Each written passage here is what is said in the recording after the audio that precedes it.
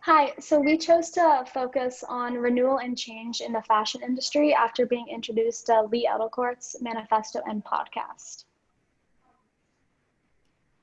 My name is Tyler Wahl, and I played the role as a buyer. I'm Libby Von Seggern, and I played the role of the social media coordinator. I'm Emily Zapata, and I played the role as the designer. And I'm Emily Smith, and I've played the role of the fashion blogger, where I decided to write 2 posts, one about Lee Edelcourt and another on our idea of change and renewal in the fashion industry. My first post, I wrote about Lee Edelcourt, one of the world's most respected trend forecasters, who discusses throughout her manifesto and on a podcast how she fears that the fashion industry is doomed. She believes that designers are recycling old ideas, fashion's individualism is outdated, along with the low prices that are enslaving workers and destroying cultural values. And now, thanks to COVID-19 and other recent events, large companies as well as smaller businesses are all being affected, which begs the question, how are we going to catch up with this new reality?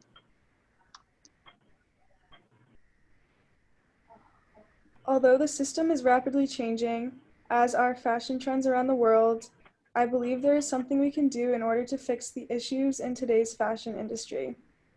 During these time periods, it is essential to have the ability to be adaptable, to be able to adjust to new conditions or circumstances that may arise. Due to COVID-19, there has been a bigger push towards digital-first production as factories begin to close their doors. Increased robotics implementations vaccinate the supply chain, making it harder for companies to get their products on time. This interruption has caused the world to slow down, left many people without work, and led many to turn towards unemployment checks. We have to think about how we will resume our daily lives and activities such as shopping once we go back to our own versions of normal. As a blogger, I'm able to create a type of online virtual experience, and I'm able to give my full honest opinion about certain products I try out. However, some bloggers who may be getting sponsored brand deals may be obligated to upspeak a company due to the income they're receiving from the brand. Since the start of COVID-19 and the quarantine phase, in which the entire country shut down, there has been a massive impact on stores and companies all over the world. A blogger may have strong values revolving around wearing sustainable clothing, yet may be tempted to skew this belief after being offered a brand deal. Bloggers are real people and are able to show real, truthful insight to what is happening around the world. This being possible through the audience that we reach. Bloggers will be noticing a shift in popular blog topics, causing them to potentially have to rethink their brand. They will need to grow and adapt with the new topics that are constantly changing. In order to keep up their blog's interactions, the renewal phase will need to occur. Otherwise, like Lee Edelcourt said, bloggers will be doomed, just like the fashion industry. As a retail buyer, my job is to understand trends that meet our consumers' profile/target market and find and buy the items that will be added to our inventory, merchandise the products, and then sell them to the consumer. When collecting the items that we sell, I need to look for items that will sell quickly or will sell through quickly and turn a profit.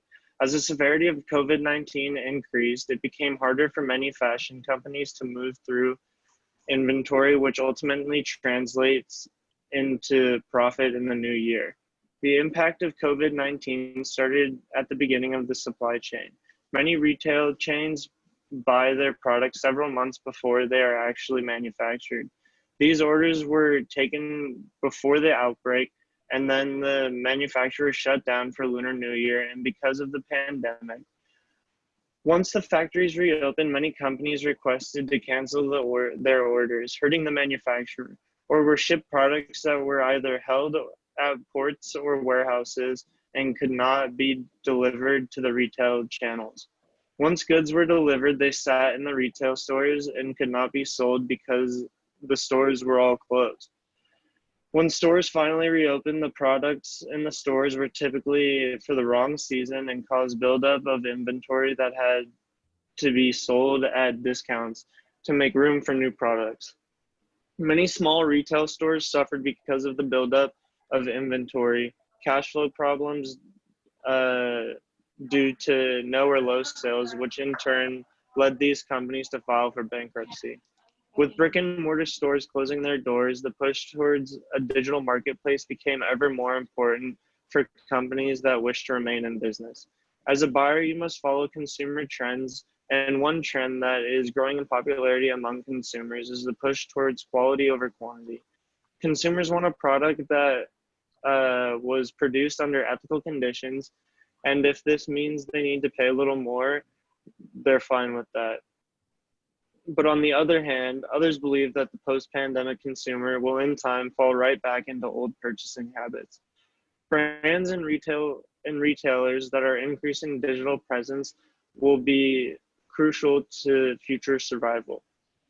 Offering consumers an experience where they can see products in 3D, offer virtual fittings for footwear and apparel, and options will give retailers an opportunity to make a comeback in this dynamic marketplace. Focusing on consumer right assortment with less styles, but more options for colors and materials. The smartest move right now is to add masks to the company's inventory. With consumers being required to wear masks almost everywhere they go, they'll desire a little variety in their mask selection. M3 is surviving on the increasing demand for N95 masks, which are said to eliminate 90% of airborne particles. M3 sales rose from 2.7% in this quarter, or in the first quarter, surpassing the market expectation of $7.91 billion. Since the world is on hold due to COVID-19, many designers and consumers had time to research and rethink their producing and buying choices. The consumers want the brand they trust and rely on. They also desire more color and creativity in their lifestyle after living in sweatpants for months straight. They crave something fresh, yet reliable, and it is the job of the designer to provide it for them. This time at home has given the consumers more free time to stop and learn. Having a typical busy schedule all the time allowed people to mindlessly buy clothes because they are cheap without understanding why they are. The consumers are now fully aware of the dark side behind fast fashion and demand change. They are now researching and choosing brands to shop from that produce their goods in a more ethical way. You want to be that brand. The focus of the designer should also be on the quality of the construction of their designs. This will be more costly and labor intensive for the brand to manufacture and the consumer who will buy. However, it is more eco-friendly and will last longer than the harmful fast fashion industry clothing. With all the job losses in America, this is also a great opportunity to base our brands nationally to rebuild our economy. Building factories across the United States will not only give a good name for the brand, but it will also make the brand more authentic, while repairing our nation's economy in the process. So since the pandemic started, there haven't been as many things for influencers to post about on social media, and many people normally turn to influencers for ideas of what clothing to buy, or to find out what trends are in at the moment. So during quarantine, it gave influencers the time to think about their relationships with fashion and why it's so important to know where your clothes come from. The fact that many influencers weren't working and people weren't leaving their houses meant fashion wasn't a huge priority. Influencers had to adjust the content they were posting, and Lynn Slater, who runs a popular blog called Accidental Icon and has acquired almost 750,000 Instagram followers, has been focusing on using her platform to only promote eco-friendly brands. Other influencers are using their platforms for good as well, such as Jenny Walton, who is an illustrator and the fashion director at the Sartorialist. She sews face masks out of extra fabric or old dust bags and then donates them to healthcare workers. And then models and influencers would usually be posting about the different photo shoots and campaigns they're in, which they were still doing over quarantine, but the photo shoots would take place over FaceTime when it wasn't safe for the photographer and model to be in that close of contact with one another. In these pictures, it shows Bella Hadid and Cindy Crawford, who took part in this, and even Kylie Jenner with her daughter Stormy, who shot the cover of Vogue Czechoslovakia via FaceTime. And this was a very creative way that influencers were able to change their content during the pandemic.